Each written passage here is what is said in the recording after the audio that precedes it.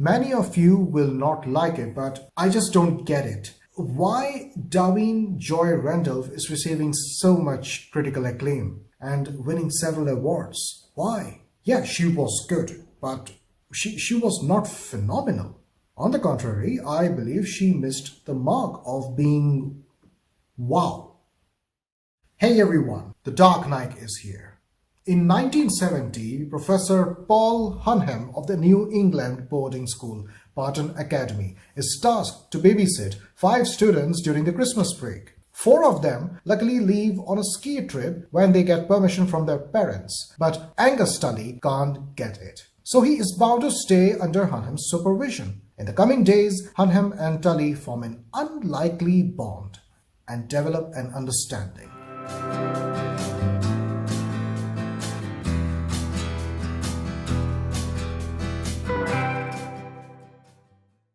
Alexander Payne returns to the director chair to give us a dramatic sketch of a bizarre situation that revolves around 3 characters.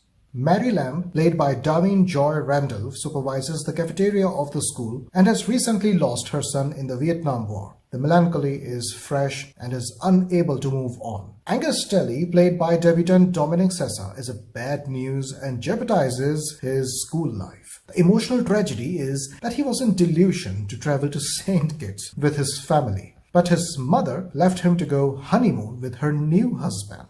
And a very sorry figure of Professor Giamatti, played by Paul Giamatti, has lived most of his life in this boarding school. The current headmaster was Giamatti's former student, so the professional longevity reminds us of Mr. Chips. He is alone, socially awkward, hesitates to connect the world outside the school. He is a grumpy professor who sticks with old school traditionalism of teaching. What Alexander Payne wants us to watch and observe is a beautiful element of emotion that is hidden between the 2 rocks of Gibraltar. Giamatti and Tully are unhappy being together, and why not? After all, the Christmas break is here and they are stuck with each other instead of enjoying their holidays with their loved ones. But Giamatti is a lonely fellow. Watching Tully enjoying his skating makes him smile, and in that smile you observe his thoughtful face with lazy eye talking to his life.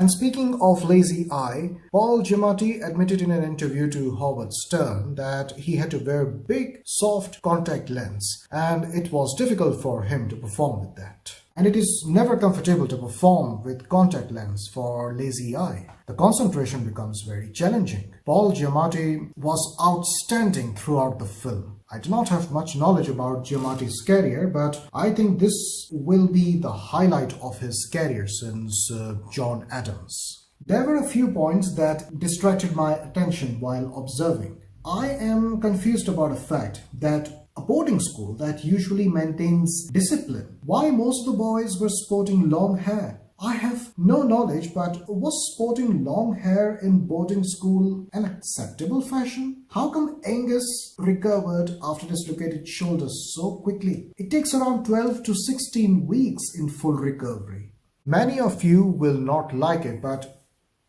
I just don't get it. Why Joy Randolph is receiving so much critical acclaim and winning several awards? Why? Yeah, she was good, but she was not phenomenal. On the contrary, I believe she missed the mark of being wow. I wanted her character to be more broken and shattered. After listening to the music at the party, she is shown crying in the kitchen. I wanted this moment to entwine her resistance and breaking point. Dominic Sessa is the one that impressed me the most. His mannerism and physical performance were splendid. Notice when he dislocates his shoulder and the treatment in the hospital immensely hurts him. The act of suffering was well executed. You may also notice him when he humiliates Teddy. Dominic needs strong backing because we are looking at a very promising newcomer. The Holdovers is one of the most excellent examples of well-crafted filmmaking that is set in the 1970s. I would like to particularly praise cinematographer Eigil Brild, if I pronounce that right, to make 1970-ish tone of the film so meaningful. The major accomplishment of this film is that it just doesn't look like if this film is based in that era. The Holdovers looks like if this is some lost record of film history library that is now discovered and released. That's because Eigelbreld shot the film digitally using an Arri Alexa camera. The humor was exceptional. I thoroughly enjoyed Tully's troubles and Hunham's irritation. I was deeply disconnected in the selection of beautiful soundtracks that mostly were soft folk rocks. The plotline doesn't allow to stretch due to a restricted growth in the screenplay. This is why I felt that the second half was quite slow. 133 minutes of screen time for such film is too lengthy, I believe.